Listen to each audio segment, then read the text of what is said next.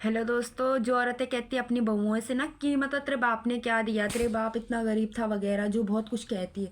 तो वो जब रिश्ता मांगने जाती है ना लड़की के घर, तो क्या कहती है कि भाई हमें कुछ नहीं चाहिए, दहेज नहीं चाहिए, केवल तुम्हारी लड़की चाहिए जो घर संभाल सके, जो खाना बना सके, बस इतना ही चाहिए होता उन्हें कि खाना बना सके।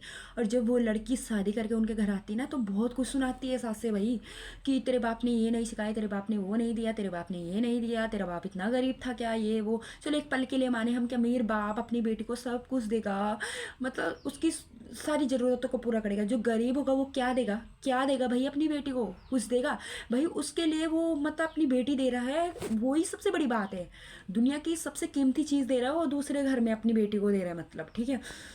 तो वो तो ये कहती है, और जब शादी हो जाती तो यही बोलती है कि क्या तेरे बा। और अक्सर ना, जिसको खेती बाती नहीं आती होगी ना, तो खेती बाती के लिए सबसे ज़्यादा मैटर बन जाता है ये लोगों के लिए कि खेती बाती नहीं कर रही है ये सो। और गांव की औरतें जब बहू सास से पूछती ना कि मतलब कि तुम्हारी बहू कैसे, तो सास कहती है कि ठीक है, भाई काम नहीं करेगी तो कहाँ जाएगी, बैठाने के लिए थोड़ी ना ला रखा है, काम कराने के लिए रखा है। ऐसे समझते हैं, इज्जत देते ही नहीं है उसको, ऐसे समझते हैं जैसे नौकरानी होगी, उस घर के पैसे देकर खरीदा होगा, जब करेगी तब खाएगी।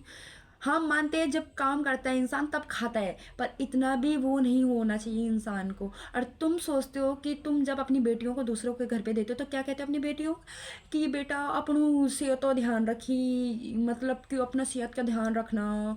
और मतलब ये सो जो भी। तो तुम्हारी बेटियां क्या करती है, दूसरे घर में राज करती है और अपने पतियों को उंगलियों में नचाती है और महारानी बन के रहती है। और जो तुम्हारे घर पे बहू होगी ना, तुम उन्हें ऐसे रखोगे, धिक्कारोगे उसे, ये मतलब उसे महसूस कराओगे कि तुम बहुत पराया हो उसके लिए। यार जब किसी की बेटी ला रहे हो ना, हम भी किसी की बेटी, हमारे घर पे भी बहू आएगी, अब हमारी मम्मी उसके साथ कैसा बर्ताव करेगी, अगर गलत करेगी तो हम बोलेंगे भाई, क्यों नहीं बोलेंगे।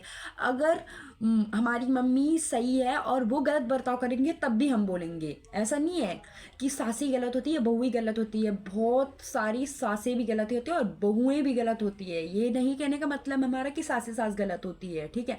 तो हम उन सास को और उन बहुओं को यही कहोगे, जब सास जी तुम ना किसी बेटी को अपने घर की बहू बनाते हो ना, तो उसे ये महसूस करवाओ कि तुम उसकी माँ सामान हो, माँ का पूरा दर्जा दो। क्यों नहीं, बहू भी तुम्हें माँ का पूरा दर्जा देगी, क्यों नहीं तुम्हें माँ बोलेगी।